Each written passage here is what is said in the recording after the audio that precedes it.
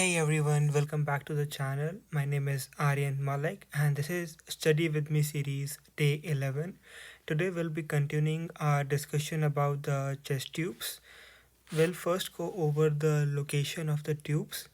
So the principle here is when the chest tube is apical, which means high for air, aka apex. What it means is the chest tube is way up high in the apical area, so we will be removing air because air rises.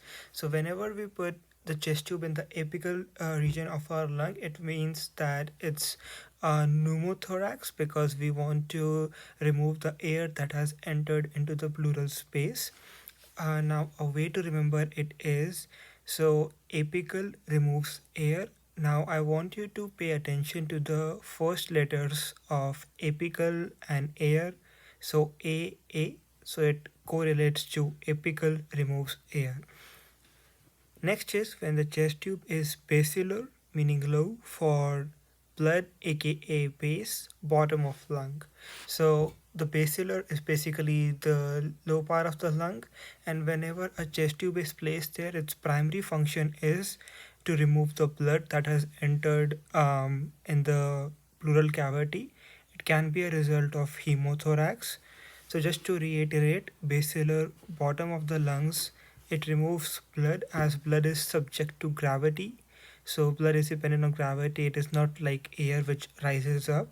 And the way I remember it is basilar, B, remove blood, B. So B for B.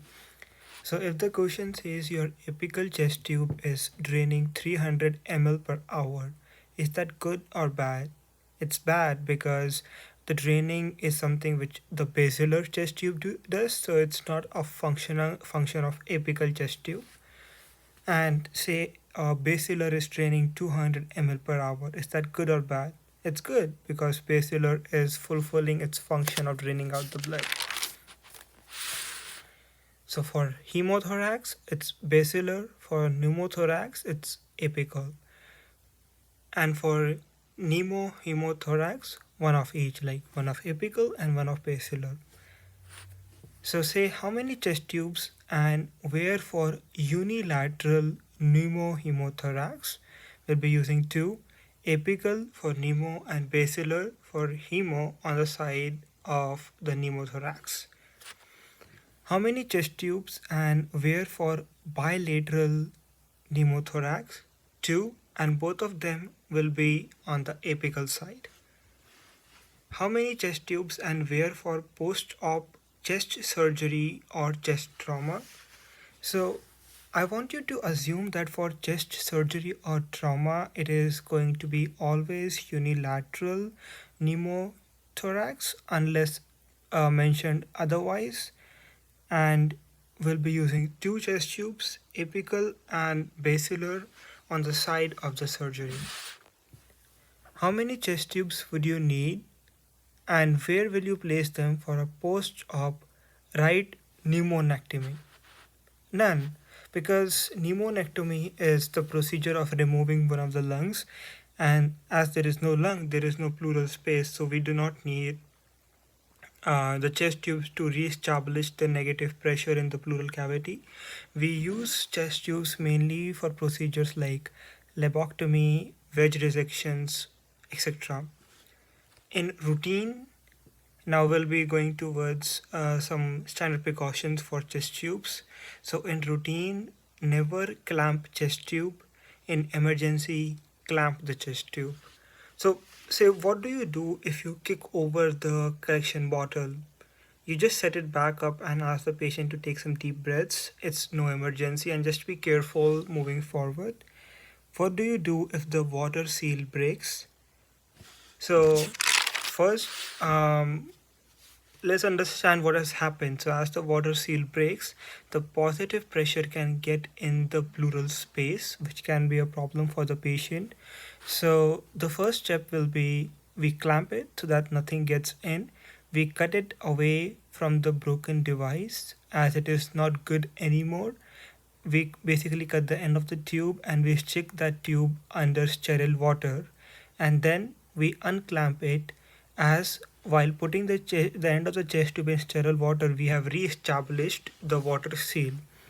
So the, the tube does not need clamp as long as it is underwater. So it is better for the end of the tube to be underwater than clamped.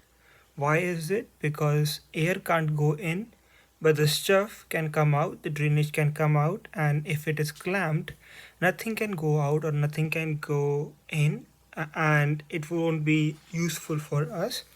So clamping is a like a temporary measure, while putting the tube end of the tube, submerging it inside the sterile water is more like a permanent fix.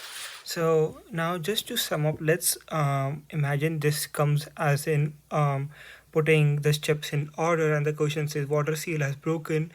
Put steps in order of how you will approach it. First you will clamp it, then we will cut the tube, then we will submerge it in the sterile water, and then we will unclamp it. So let's look at the way NCLEX can position these questions. So first way is, what is the first thing you are going to do when the water seal breaks? We clamp the tube, that's the first step. But if NCLEX just makes a slight difference wherein they change first to best. So say they say, what is the best thing you are going to do when the water seal breaks?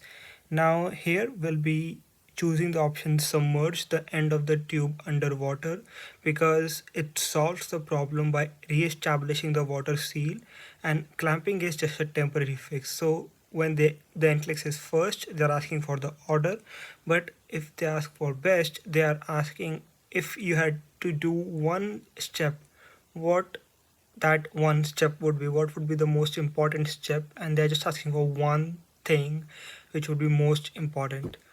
I hope you found this video helpful. Today is the 31st of December, so I wish you all a very happy new year, and stay tuned for the following part that comes out in chest tubes tomorrow.